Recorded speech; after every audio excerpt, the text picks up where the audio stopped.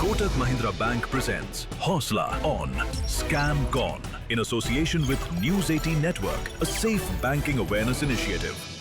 आज स्कैम सिर्फ एक टेक्नोलॉजिकल प्रॉब्लम नहीं है, ये एक ह्यूमन प्रॉब्लम है। एक कॉल, एक लिंक, एक मैसेज और आपकी बरसों की मेहनत पर पल भर में पानी फिर सकता है। स्कैमर्स अब सिस्टम को नहीं तोड़ते, वो लोगों को तोड़ते हैं, उनके ट्रस्ट को, उनके डर को, उनकी जल्दबाजी या हड़बड़ाहट को। Hello and welcome to Kotak Mahindra Bank present Hausla on scam gone in association with News 18 network. एक ऐसा इनिशिएटिव जो मानता है कि सही जानकारी ही आपकी सबसे बड़ी सुरक्षा है। आज हमारे पास दो ऐसे एक्सपर्ट्स हैं जिन्होंने फ्रॉड और साइबर क्राइम को बहुत करीब से देखा है, उसे समझा है और उससे लड़ने के तरीके तैयार किए हैं। हमारे साथ जो मेहमान हैं उनका तारुफ आपसे कराते हैं। स्वागत करते हैं रंजीत बिलेरी साहब का, जो कि पार्टनर हैं forensic and integrity services EY India.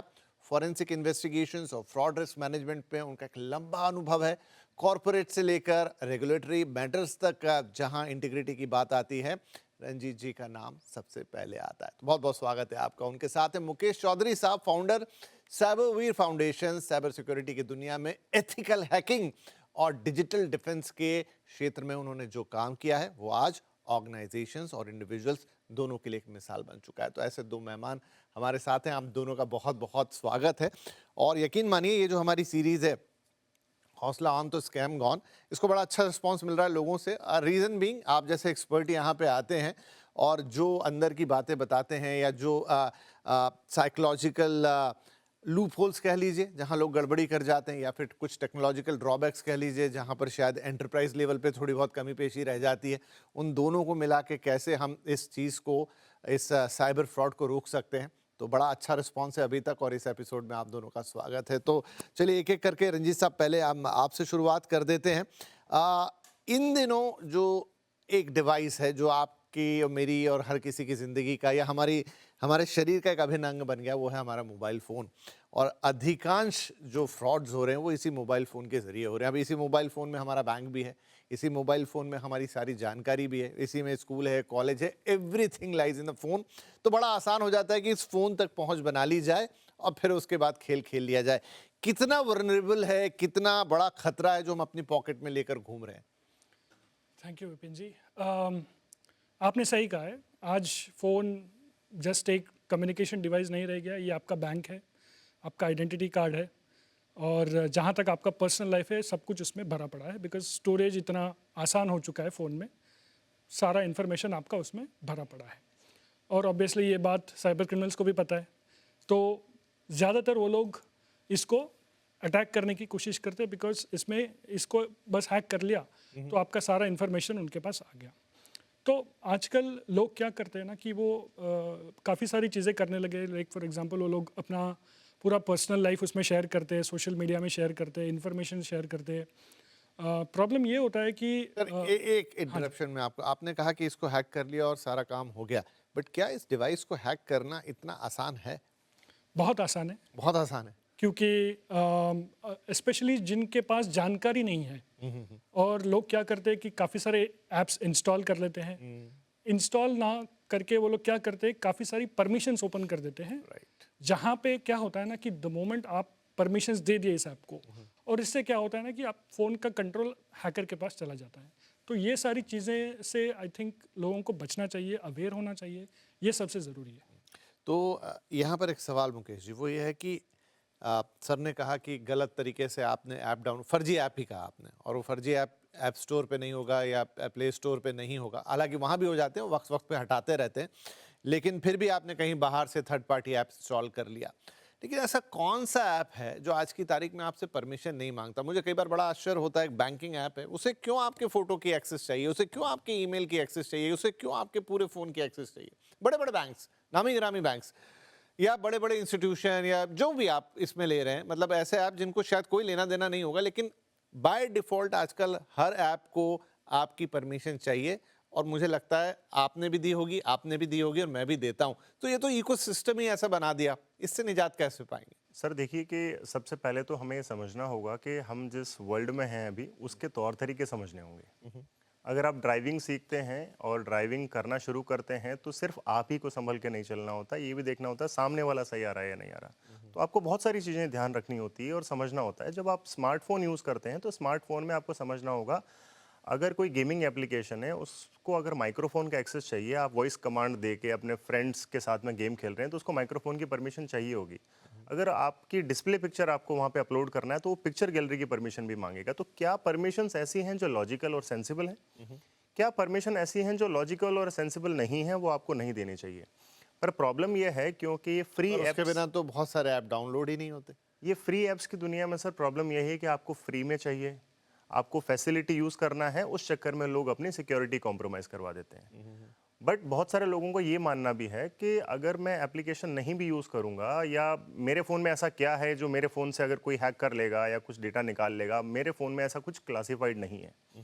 और ये मिथ जो है लगभग मेरे ख्याल से पूरे भारतवर्ष का दूर हो गया लॉकडाउन के अंदर। लॉकडाउन में बहुत स्ट्रेटेजिकली साइबर क्रिमिनल्स ने टारगेट किए मोबाइल फ़ोन, जहाँ पे लोन एप्लीकेशंस को प्रमोट किया गया कि आपको 2-5 हज़ार 10,000 रुपये का लोन मिल जाएगा।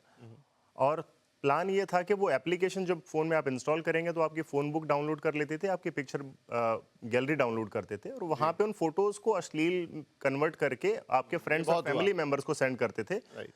तो परमिशंस का मिसयूज़ किस हद तक हो सकता है, ये लॉकडाउन में साइबर क्रिमिनल्स ने सबको दिखाया। राइट। तो ये परमिशंस को मैनेज करना बहुत इंपॉर्टेंट है। रंजीत सर, यहाँ से एक बात समझ में आती है और आई थिंक आप एग्री भी करेंगे मुझसे कि हिंदुस्तान इतना बड़ा 140 करोड़ की आबादी, अब तो 100 करोड़ से ज़्यादा हमारे पास स्मार्टफोन है अकेले। लेकिन शायद उसमें से 1 या 2% लोग भी नहीं होंगे जो फ़ोन को भी जानते हैं। बात कर लेंगे, ऐप इंस्टॉल कर लेंगे और बस ख़त्म हो गया। लेकिन वो जो इतना सारा टेक्निकल डेटा होता है, सेटिंग्स में हज़ारों तरह की सेटिंग्स होती हैं, आई थिंक ना तो कोई वहाँ जाके देखता है, ना उनको कोई समझता है। क्या इस पर किसी को काम करना चाहिए कि नहीं, आपका फ़ोन एक पूरा कंप्लीट डिवाइस है, आप इसकी हर चीज़ को समझिए, हर सेटिंग को जानिए, दुनिया जमाने के सिक्योरिटी ऑप्शंस इसके अंदर होते हैं। जैसे सर ने अभी कहा कि आप एप्लीकेशन को डाउनलोड कर लो, या तो उसको बाद में हटा दो, या बाद में जाके पीछे से उसके परमिशंस को मैनेज कर लो। लेकिन शायद हार्डली 1-8% आदमी भी ये सब करता होगा, बाकी तो जानते ही नहीं। सही है। और आई थिंक आपने एक बहुत अच्छी बात कही है कि काफ़ी सारे यूज़र मैनुअल्स होते हैं, काफ़ी सारे इंस्ट्रक्शंस होते हैं। इवन एप्लीकेशंस को जब आप डाउनलोड कर रहे हैं, काफ़ी सारा आपको एक टर्म्स एंड कंडीशंस भी आता है, बट आई एम श्योर ज़्यादातर लोग उसको पढ़ते नहीं हैं, राइट।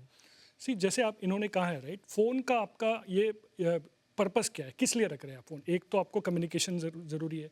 दूसरी चीज़ें, अगर आपको कोई ट्रांजैक्शन करना है, फॉर एग्जांपल बैंकिंग ट्रांजैक्शन करना है, तो बैंकिंग रिलेटेड ऐप डाउनलोड करके आपको करना चाहिए। यूपीआई ट्रांजैक्शंस के लिए यूज़ कर रहे हैं, तो आप इस पर्पस को समझिए कि आप फ़ोन किस लिए यूज़ कर रहे हैं, आपका पर्पस क्या है, मिनिमल पर्पस उसको रखिए। और हम लोग एक साइबर सिक्योरिटी पार्लेंस में बोलते हैं ज़ीरो ट्रस्ट। ये आप अप्लाई कीजिए कि आप किसी भी एप्लीकेशन को ऐसे ही मत इंस्टॉल कर दीजिए। अगर आपको उस पर ट्रस्ट है, आप जानते हैं कि वो ऐप किस पर्पस के लिए आप यूज़ कर रहे हैं, तभी आप उसको डाउनलोड कीजिए। बहुत कम लोग ये जानते हैं कि अगर आप एंड्रॉयड सिस्टम पर हैं तो प्ले स्टोर से आपको सिर्फ ऐप लेना है, कहीं तीसरी एप्लीकेशन से नहीं लेना है। अगर आप एप्पल पे हैं तो आपको एप्पल के प्ले स्टोर से लेना है। लेकिन जो आपने अभी थोड़ी देर पहले कहा कि थर्ड पार्टी ऐप बहुत कॉमन है इस देश में, कि कोई एक फाइल आता, कोई मेल आ गया, कोई फाइल आ गई, क्लिक किया, कोई मैसेज आ गया और वहाँ से थर्ड पार्टी ऐप डाउनलोड कर लिया। एक बार वो हुआ, फिर तो शायद ईश्वर भी आपके फ़ोन को नहीं बचा सकते। एब्सोल्युटली। एंड वहीं पे आपको जानकार रहना है, अवेयरनेस। और अभी आजकल ऐसे ही कैंपेन्स, काफ़ी सारे कैंपेन्स हो रहे हैं। बैंक्स आपको रेगुलरली मैसेज दे रहे हैं, रेगुलरली ईमेल्स भेज रहे हैं कि पासवर्ड किसी से मत शेयर कीजिए, आप कुछ भी ऐसे ही डाउनलोड मत कीजिए, और हम कभी भी आपका इन्फॉर्मेशन ऐसे ही नहीं मांगते। तो ये सारी चीज़ें हो रही है और हर लैंग्वेज में हो रही है, नॉट जस्ट हिंदी में, अदर लैंग्वेजेस में भी हो रही है। तो आई थिंक सिटीजन्स को जानकार रहना है। और मैं एक चीज़ और बताना चाहूँगा कि साइबर क्रिमिनल्स एक और ट्रेंड पे प्ले करते हैं कि जो लेटेस्ट ट्रेंड्स होते हैं, वो लोग वो ट्रेंड्स को लेकर के आपको इम्पर्सनेशन अटैक करना चाहते हैं। तो आई थिंक वो भी इंपॉर्टेंट है कि जो लाइक फॉर एग्जांपल अभी पेट्रोल डीजल का इशू चल रहा है, तो वो लोग क्या करेंगे, एक मैसेज भेज देंगे कि भाई यहाँ पे इशू चल रहा है, यहाँ पे इस पेट्रोल बंक पे खाली है, आप जाके कर सकते हैं। तो उसमें एक लिंक भेज देंगे। तो ऐसी चीज़ों से आपको बचना है। जीरो ट्रस्ट जो मैं हमेशा कहता हूं, बिल्कुल सही, क्योंकि आधा साइकोलॉजिकल गेम है, आधा टेक्नोलॉजी का गेम है। गलत फाइल आपको भेजी तो वो टेक्नोलॉजी का मिसयूज हो गया, और दूसरा वो जो आप कह रहे हैं कि जो भी ट्रेंड्स हैं उनको फॉलो कर रहे हैं, आपको लगता है हाँ ये कोई सही मैसेज होगा, अच्छा मैसेज होगा, लेकिन सही बात है, हर बात को शक कीजिए। कई बार तो हमें इतना मतलब मैं अपनी पर्सनल प्रैक्टिस में इतना शक कर लेता हूँ कि ओरिजिनल कॉल्स को भी मना कर देते हैं, बैंक से आती है, कहीं से आती है, बट आई थिंक वो आज की तारीख में ज़रूरी है। जब तक आप वेरीफाई ना करें, ट्रस्ट मत कीजिए। ब्रेक लूँ उससे पहले, सर आप एथिकल हैकर हैं, मुझे बताइए कि एक जो ये धारणा है या कहावत है या कह लीजिए कि जो बातें होती हैं कि फ़ोन सब कुछ सुनता है, क्या ये बात सही है? लगभग सही है। देखिए मोबाइल फ़ोन्स के अंदर पिछले कुछ समय से काफ़ी अपडेट्स आए हैं सिक्योरिटी थ्रेट्स को लेके, क्योंकि थ्रेट्स इम्प्रूव होते जा रहे हैं। मोबाइल फ़ोन में बाय डिफ़ॉल्ट आपका माइक्रोफ़ोन ऑन रहता है। ठीक है। तो अब पिछले काफ़ी समय से काफ़ी सारे ऑपरेटिंग सिस्टम्स ने अपडेट दे दिए हैं। जब आप मोबाइल फ़ोन में टॉप स्क्रीन से नीचे की तरफ डाउनवर्ड स्वाइप करते हैं तो ऊपर से ऑप्शंस आते हैं, आप ब्राइटनेस इंक्रीज़ करने का या एयरप्लेन मोड करने का। वहाँ पे एक ऑप्शन ये भी आता है कि आप अपना माइक्रोफोन म्यूट कर सकते हैं। काफ़ी सारे ऑपरेटिंग सिस्टम्स ने ये ऑप्शन दे दिया है। अगर किसी के मोबाइल फ़ोन पे किसी को लगता है कि मेरी प्राइवेसी है और मेरा फ़ोन उस टाइम पे ऑन नहीं होना चाहिए, अगर मैं मीटिंग में हूँ या मैं प्राइवेट स्पेस में हूँ अपने, तो आप वहाँ से डायरेक्टली माइक्रोफोन को ही ऑफ कर दो, बजाय कि सारी एप्लीकेशन से माइक्रोफोन की परमिशन हटाएं। अच्छी उस बात टाइम है, पे बहुत अब अच्छा आपका पॉइंट फ़ोन बता रहे हैं आप ये। अब आपका फ़ोन आपकी बात नहीं सुनेगा क्योंकि कुछ लोग सोचते हैं कि एयरप्लेन मोड पे करना ज़रूरी है। ओके, तो एयरप्लेन मोड पे करना जरूरी नहीं, आपको कॉल्स नहीं आ पाएंगे, आप परेशान होंगे। फिर तो वो तो Incoming- आपका आपको तार ही कॉल्स, कट गया। नोटिफिकेशन, इंटरनेट सब चलेगा, सिर्फ माइक्रोफोन की परमिशन आपको हटानी है। पर ध्यान रहे जब कॉल पिक करेंगे तो माइक्रोफोन से आपकी आवाज़ नहीं आएगी, माइक्रोफोन को वापस परमिशन देना होगा आपको। अच्छा, ये करना पड़ेगा, लेकिन ये है कि आपके पास वो स्वाइप डाउन पे ऑप्शन आ गया, आपको एक-एक ऐप पे अलग से जाके नहीं करना है और आप कर लीजिए, लेकिन जब आपको बात करनी है तो दोबारा आपको Yes. वो चीज़ करनी पड़ेगी। हाँ, तो मतलब एक हद तक कि आप बहुत कोई प्राइवेट बात कर रहे हैं, तो ठीक है, लेकिन हर बार आदमी ये करने जाएगा तो ये भी थोड़ा तो कई बार कुछ लोग सर प्राइवेसी को लेके कंसर्न होते हैं हाँ, कि तो मैं उनके अपनी लिए। चार बात कर रहा हूँ, उस टाइम पे अगर लेकिन ये by बात chance सही भी है कि कुछ फ़ोन doubt आपकी बात सुनता है, अब इसमें तो कोई शक की बात नहीं। 100% सुनता है। You should be aware of that. एक छोटा ब्रेक ले रहे हैं, ब्रेक के बाद अपने एक्सपर्ट से पूछेंगे कि फिर इस डिवाइस को, जैसे हम फ़ोन कहते हैं, जो हमसे इंसेपरेबल हो गया है, उसको सेफ कैसे कर सकते हैं। एक तो हम जागरूक रहें, दूसरा कोई टेक्नोलॉजिकल तरीके हैं टेक्नोलॉजी के इस्तेमाल से, क्या कुछ सॉफ्टवेयर या जिसे कहें मालवेयर, क्या एंटीवायरस डाले जा सकते हैं, ये अपने एक्सपर्ट से पूछेंगे एक छोटे से ब्रेक के बाद। Kotak Mahindra Bank presents Hosla on Scam Gone in association with News 18 Network, a safe banking awareness initiative. Kotak Mahindra Bank presents Hosla on Scam Gone in association with News 18 Network, a safe banking awareness initiative. Welcome back. हौसला on तो scam gone, और ये खास पेशकश जारी है लगातार। ज़रूर सुनिएगा ये पूरी बातचीत, क्योंकि ये बहुत इंपॉर्टेंट है, और ख़ास तौर पे आज तो बात हो रही है आपके फ़ोन से जुड़ी हुई, क्योंकि फ़ोन में ही आपकी पूरी कुंडली है और वो किसी के हाथ लगी तो फिर क्या हो सकता है वो हम सब जानते हैं। सो रंजीत जी और मुकेश जी दोनों हमारे साथ हैं। तो रंजीत जी, अब एक बात मुझे बताइए, हम ब्रेक से पहले मैंने आप लोगों से पूछा था, एंटीवायरस की बात है, कंप्यूटर सिस्टम्स के लिए तो वेरी वेल नोन है, बहुत बड़े बड़े नाम हैं जो आते हैं और सब कुछ करते हैं, लेकिन फ़ोन्स के लिए क्या सच में ऐसा कोई एंटीवायरस है? क्योंकि मैंने ज़्यादातर लोगों को ऐसा कुछ डालते हुए सुना नहीं है, ऐसे कोई प्रमोशंस आते नहीं हैं, ऐसे कोई एडवर्टाइजमेंट भी मैंने ज़्यादा नहीं देखे। इज़ देयर एनीथिंग जो फ़ोन्स के लिए आती हो? हाँ, काफ़ी आजकल काफ़ी सारे सॉफ्टवेयर्स आ रहे हैं एंटीवायरस के। और मैं एक बात बताता हूँ कि आप अपने फ़ोन को भी एक लैपटॉप की तरह ही ट्रीट कीजिए, बिकॉज जितना इन्फॉर्मेशन आपको लैपटॉप में है, आजकल आपके स्मार्टफोन में भी है। तो इस वजह से आपको जो भी इन्फॉर्मेशन आपके फ़ोन में आपके बारे में है वो आपको प्रोटेक्ट करना है, और वो एक एंटीवायरस आपको आसानी से कर सकता है, और आपको रेगुलरली उसको अपडेट करते रहना है। नॉट जस्ट एंटीवायरस, जो भी आप ओएस में जो नए अपडेट्स आते हैं, बिकॉज ये लोग क्या करते हैं, कुछ वल्नरेबिलिटीज़ नोटिस हो गई तो उसके लिए नया वर्जन रिलीज़ कर देते हैं। काफ़ी सारी चीज़ों में हमने देखा है कि लोग उसको अपडेट नहीं करते, उससे क्या होता है, आपका फ़ोन हमेशा वल्नरेबल होता है। तो आप रेगुलरली उसको अपडेट करते रहिए, और हो सके तो हर 1-2-3 दिन में आप फ़ोन को स्विच ऑफ करें, फिर स्विच ऑन करें। रीस्टार्ट, हाँ, ये किसी और एक्सपर्ट ने भी इसी पैनल, इसी प्रोग्राम में कहा था कि एक प्रैक्टिस सबको करनी चाहिए, अपने फ़ोन को रीस्टार्ट, मतलब स्विच ऑफ करके स्विच ऑन करने की आदत डालनी चाहिए। जैसे आप अपने कंप्यूटर को करते हो, रीस्टार्ट करते हो, तो वो भी करना चाहिए, और उससे काफ़ी फ़ायदा होता है, ऐसा कहा था। अच्छा, कुछ एक्सपर्ट ने ये भी कहा, या कई मैंने मतलब आजकल तो इंटरनेट पे और सोशल मीडिया पे बहुत बातें सुनने को मिलती कि जो एंटीवायरस जिस तरीके से एक लैपटॉप या कंप्यूटर में काम करता है, उतना इफिशिएंटली वो फ़ोन में काम नहीं करता। क्या बात सही है? कुछ हद तक सही है ये बात, कि उतना एफिशिएंटली काम नहीं करता, क्योंकि देखिए सर, कंप्यूटर सिस्टम्स काफ़ी सालों से यूज़ हो रहे हैं और उनके थ्रेड्स और उन उसको उनके जो प्रोटेक्शन सिस्टम्स हैं वो over the period of time, over the period of 2, 3, 4 decades वो इम्प्रोवाइज हुए हैं। मोबाइल फ़ोन्स और स्मार्टफोन्स को इतना टाइम नहीं हुआ जितना कंप्यूटर सिस्टम्स को हो गया, और इतने अटैक्स नहीं बने मोबाइल फ़ोन्स के लिए जितने कंप्यूटर सिस्टम्स के लिए हैं। तो एक तो कंपैरिजन ये बहुत बड़ा है। बट टेक्निकली मैं बात करूं तो इतना ज़्यादा इफेक्टिव सॉल्यूशन है नहीं कि हाँ बिना एंटीवायरस आपका सिस्टम या आपका मोबाइल फ़ोन सिक्योर नहीं है, क्योंकि यहाँ पे परमिशंस हैं, हर बात पे परमिशंस हैं। यहाँ पे ऐसे समझिए आप कि कंप्यूटर सिस्टम हैक होता है तो रिमोटली किसी के पास कंट्रोल चला जाता है। मोबाइल फ़ोन अगर कॉम्प्रोमाइज़ होता है तो उस एप्लीकेशन को ज़्यादा परमिशंस ही नहीं है, क्योंकि वो गेस्ट मोड में रन कर रही है, एडमिन पावर्स नहीं है। जैसे कंप्यूटर में एडमिन और गेस्ट रोल से आप लॉगिन करते हैं, ऐसे मोबाइल फ़ोन के अंदर आप खुद भी अपना फ़ोन यूज़ करते हैं ना, आपके खुद के पास में भी एडमिन राइट्स नहीं है। इवन दो आप ओनर हैं फ़ोन के, पर एडमिन राइट्स नहीं होते। तो एक एप्लीकेशन दूसरे एप्लीकेशन के डेटा को भी एक्सेस नहीं कर पाती है। अच्छा, तो इसमें परमिशन कंट्रोल सिस्टम आर्किटेक्चर पूरा अलग है। ये भी एक बहुत बड़ा रीज़न है कि बेटर है, बहुत ज़्यादा फार बेटर है एक ऑपरेटिंग सिस्टम जो विंडोज़ का है उससे। अगर आप बात कंपेयर करेंगे मोबाइल फ़ोन का ऑपरेटिंग सिस्टम, क्योंकि ये लिनक्स बेस्ड है और एप्पल का जो है वो एप्पल ओएस iOS बेस्ड है, तो इनके आर्किटेक्चर ही पूरे अलग है। अच्छा। तो कंपेयर करना सही नहीं है मेरे ख्याल से। ओके। एक सर थोड़ा गहरा सवाल मान लीजिए रंजीत जी, कि ये जो पूरा इकोसिस्टम है यही मुझे थोड़ा डूबियस सा लगता है। मतलब इतने सारे ऐप, सबको आपका डेटा चाहिए, सारा डेटा चाहिए, कोई उसका नियम कायदा कानून नहीं। जैसा हम बात ही कर रहे हैं कि क्यों किसी एक पर्टिकुलर एप्लीकेशन जिसका कोई लेना देना नहीं आपके फ़ोटो से, लेकिन वो ऑलमोस्ट आपके फ़ोन की पूरी एक्सेस मांगती है। तो क्या इस पूरे और फ़ोन मैन्युफैक्चरर, जैसा हम बात कर रहे थे, फ़ोन सुनता है, बाय डिफ़ॉल्ट माइक्रोफ़ोन ऑन रहते हैं, ये एक तरह की चीटिंग है कि खरीदने वाले को ये सब नहीं पता, इतनी डिटेलिंग। क्या इस पूरे इकोसिस्टम में, जिसमें डिवाइस हो गया और बाद में उसका रनिंग सॉफ्टवेयर हो गया एंड थर्डली जो ऐप्स उसके ऊपर आ रहे हैं, इन सबको मिला के एक सेफ इन्वायरमेंट बनाया जाए, थोड़े से कुछ लॉ से प्रोटेक्ट किया जाए या जैसे भी करना हो, लेकिन ये इन्वायरमेंट सेफ नहीं है, ये यहीं से ख़राब है। हैकर्स तो बाद में आते हैं।